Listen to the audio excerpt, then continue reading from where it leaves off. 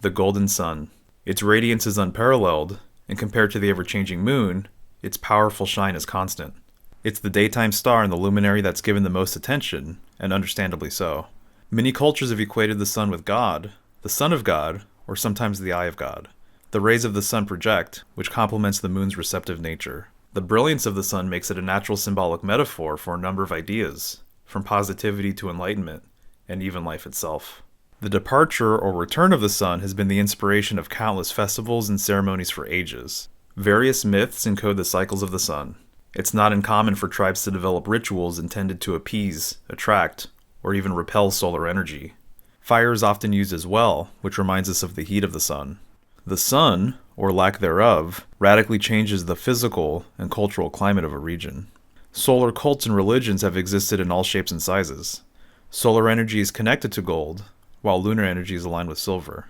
The Aztecs considered gold to be the excrement of the sun god.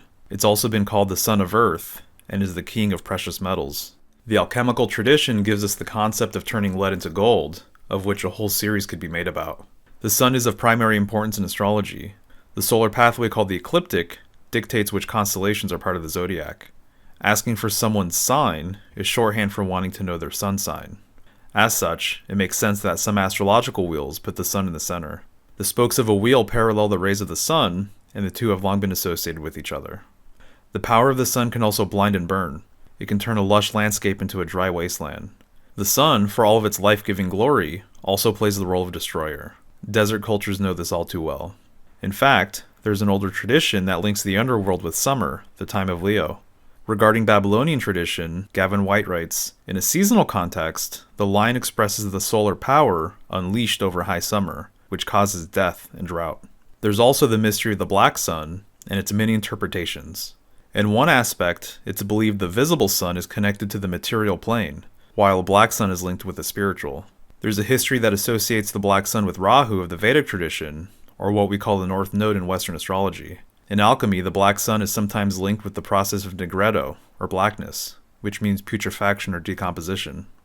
There's theories that promote the idea of a central black sun residing in the middle of the known universe. There's also the esoteric order of the black sun. The order is often linked to Saturn, which corresponds with the color black. And according to authors like Immanuel Velikovsky, Saturn was once the ancient son of Earth. Notice the similarities between Saturn and the glyph for the sun.